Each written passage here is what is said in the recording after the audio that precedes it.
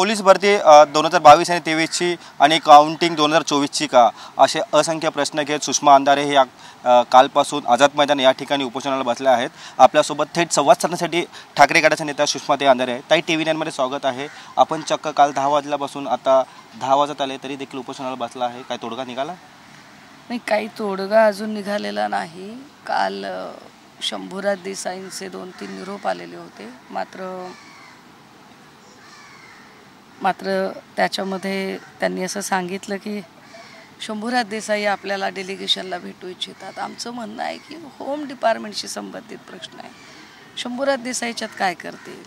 त्यांना त्यांचे एक्साईज मिनिस्टरचे प्रश्न सोडवता आले नाहीत। त्यांना एवढी प्रश्न सोडवायचे जर असतील तर त्यांनी राज्यातला ड्रगचा प्रश्न सोडवावा। हा प्रश्न गृह मंत्रालयाशी संबंधित आहे, त्यामुळे गृह मंत्रालयाला आम्ही विचारतो की तुम्ही आमची मदत करा, तुम्ही बोला।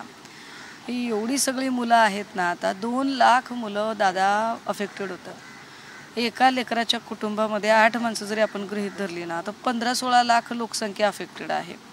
तुम्ही एकीकडे लाडकी बहीण म्हणताय, अहो भाऊ सक्षम झाला तर बहिणीला 1500 नाही 5000 देईल की। त्यामुळे ह्या असल्या घोषणाबाजी करण्यापेक्षा लोकांचं नेमकं म्हणणं काय, लोकांच्या हक्काचं काय ते दिलं पाहिजे। ओएसिस फर्टिलिटीच्या तज्ञांनी IVF उपचार पद्धतीद्वारे 1 लाखांहून अधिक जोडप्यांना मातृत्व प्राप्तीचा आनंद दिला आहे। मोफत अपॉइंटमेंट बुक करण्यासाठी आजच संपर्क साधा। आम्ही काय म्हणतोय, भरती प्रक्रियेला सामोरं जाऊ द्या, नोकरी द्या म्हणतोय का नाही? आम्ही म्हणतोय की तुम्ही लेखी परीक्षा आणि जी शारीरिक क्षमता चाचणी आहे ना, त्याला सामोरं जायचं फक्त संधी, तर बाकी काय देऊ नका। काल आदित्य ठाकरे देखील आपले जे माजी मंत्री ते देखील आलते व तसंच सचिन भाऊ अहिरे असतील किंवा किशोरी पेडणेकर देखील आलते। काल आदित्य ठाकरे असं देखील म्हणाले की आम्ही हा मुद्दा जो अधिवेशनात मांडणार आहोत।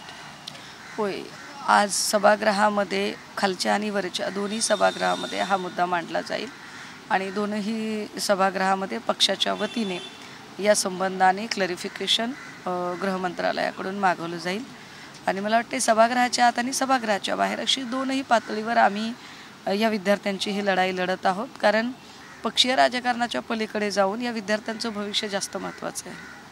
काय वाटतं, आपण विद्यार्थ्यांच्या हक्कासाठी खरं तर पोलीस भरतीच्या विद्यार्थ्यांच्या हक्कासाठी लढत आहे, काय वाटतं न्याय मिळेल?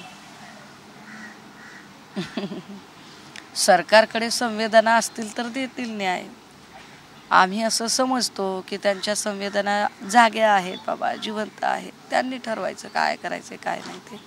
आम्ही आमचं निरुपद्रवी माणसं आहोत, कायद्याच्या चौकटीत राहून आंदोलन करतोय, शांतपणे म्हणणं मांडतोय, सोप्पा हिशोब सांगतोय। बरं, त्यांनीच सभागृहाच्या पटलावर 2 वेळा सांगितलंय की होय आत्ता लोकसभेचं इलेक्शन चालू आहे, आचारसंहिता आहे, आचारसंहिता झाल्यावर मी बोलतो, मी सांगतो, मी करतो भरती। आता आचारसंहिता संपली ना, दरवेळी तुम्ही इलेक्शनच्या तोंडावर एक कुठली तरी योजना आणता, त्याचं श्रेयवादाचं राजकारण करता। आपण जे इश्यूज आहेत, कारण मी कालपासून बघते आझाद मैदानावर इथे PHCच्या बायका बसलेल्या आहेत, प्रायमरी हेल्थ सेंटरच्या, ते विद्युतचे लोक बसलेले आहेत, कोतवाल लोक बसलेले आहेत। या सगळ्या लोकांच्या हक्काचे पैसे, शिक्षक आहेत त्यांच्या हक्काचे पैसे तुम्ही देत नाही आणि तुमच्या निवडणुकीला डोळ्यासमोर ठेवून कुठल्या तरी योजना आणता, ह्याला काय अर्थ आहे? आम्ही बघतो की आपण आता 24 तास होत चाललेले आहे, आपण न काही खाता आपण आंदोलन करताय, काही आंदोलन पुन्हा आपण काही मागे घेणार आहात? नाही, मला काहीतरी त्यांच्याकडून कॉन्क्रीट शब्द तर मिळावा ना। अहो इथं अजून कालपासून आता 30 तास झाले, 30 तासापासून आम्ही असेच बसून आहोत। सरकार पक्षाकडून कुणाला तरी त्याची दया माया आली पाहिजे ना, काहीतरी संवेदनशीलता त्यांची जागी असली पाहिजे। त्यांना जर ते काहीच कळणार नसेल तर काय उपयोग आहे? आपण आंदोलनावरती ह्या ठाम राहावं लागेल। एवढी लेकरं थांबली आहेत, एवढी लेकरं लाखो स्वप्न डोळ्यात घेऊन आलेली आहेत, काय करायचं? या लेकरांचं काय करायचं सांगा? म्हणजे बहिणींना सांभाळू शकतील ना? अहो ही 33 वर्षाची लेकरं झाली, यांची लग्न नाहीच झाली। हा केवढा मोठा सामाजिक प्रश्न आहे। प्रत्येक पोरगी म्हणते की मला सरकारी नोकरदार पाहिजे, सरकारी नोकऱ्यांची भरतीच नाही। 2012 पासून इथं शिक्षक भरती नाही, तलाठी भरतीचा घोळा असाच आहे, पोलीस भरतीचा असंच आहे। करतंय काय सरकार?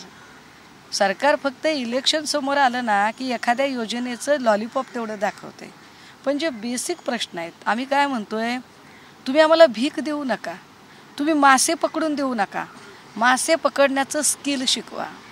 मासे पकडण्यासाठी उपलब्ध लागणारी सगळी अवजारं सांगा. बाकीचं काही नको आम्हाला. हे 1500 देतो आणि 100 देतो एवढं तुम्हाला वाटतंय का? तर 1500 कशा पायी देत आहे? अहो बहिणीचे लेकरं शिकायला द्या की पैसे. बहिणीची लेकरं शिकणार आहे त्यांचं KG to PGचं शिक्षण पूर्ण करा की. ह्याला काय अर्थ आहे का? तुम्ही एकीकडं म्हणायचं तुम्ही लाडकी बहीण योजना काढतोय आणि तुम्हीच तुमच्या लाडक्या बहिणीच्या विरोधात उमेदवार द्यायचा. काय राव, हे काय बरोबर आहे का बरं वागणं?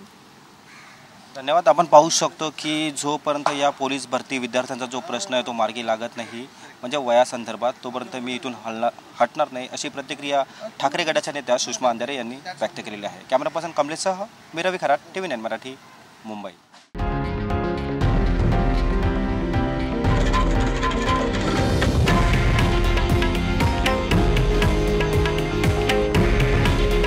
हे आहे देशातील नंबर 1 न्यूज नेटवर्क आणि आपण पाहत आहात TV9 मराठी. काळजी तुमची, हित महाराष्ट्राचं.